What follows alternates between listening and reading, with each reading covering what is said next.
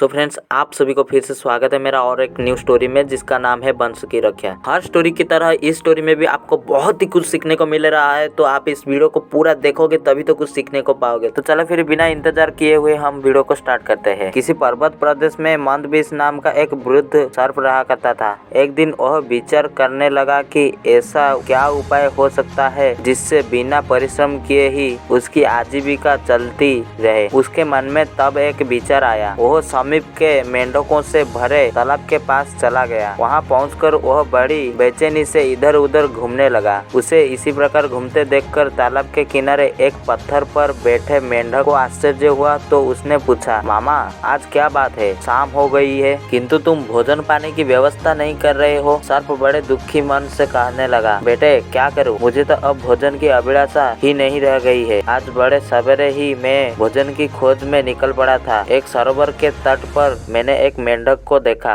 मैं उसको पकड़ने की सोच ही रहा था कि उसने मुझे देख लिया। समीप ही कुछ ब्राह्मण स्वाध्याय में लीन थे। वह उनके मध्य जाकर कहीं छिप गया। उसको तो मैंने फिर देखा नहीं, किंतु उसके भ्रम में मैंने एक ब्राह्मण के पुत्र को अंगूठे में काट लिया। उससे उसकी तत्काल मृत्यु हो गई। उसके पिता को उसका बड़ा दुख हुआ और उस शोकाकुल पिता ने मुझे शाप देते हुए कहा, दुष्ट, तुमने मेरे पुत्र को बिना किसी अपराध के काटा है। अपने इसी अपराध के कारण तुमको मेंढकों का वाहन बनना पड़ेगा। बस तुम लोगों के वाहन बनने के उद्देश्य से ही मैं यहाँ तुम लोगों के पास आया हूँ। मेंढक सर्प से यह बात सुनकर अपने परिजनों के पास गया और उनको भी उसने सर्प की वह बात सुना दी। इस प्रकार एक से दूसरे और दूसरे से तीसरे कानों में जाती हुई यह बात सब मेंढकों तक पहुँच गई। उसके राजा जलपाद को भी इसका समाचार मिला। उसको यह सुनकर बड़ा आश्चर्य हुआ। सबसे पहले वही सर्प के पास जाकर उसके फन पर चढ़ गया। उसे चढ़ा हुआ देखकर अन्य सभी मेंढक उसकी पीठ पर चढ़ गए। सर्प ने किसी को कुछ नहीं कहा। मंदबिस ने उन्हें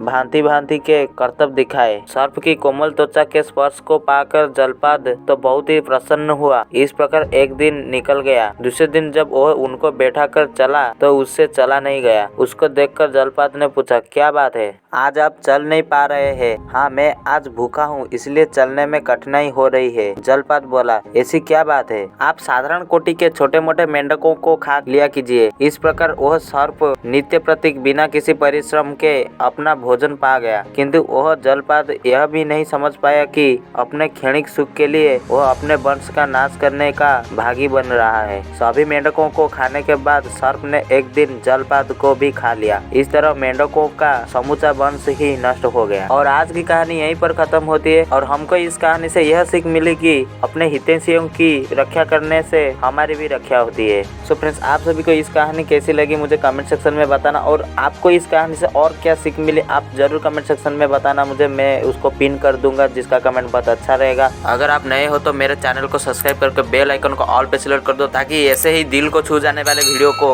मिस ना करें। तो फिर हम मिलते हैं अगले वीडियो में, तब तक के लिए जय हिंद, वंदे मातरम।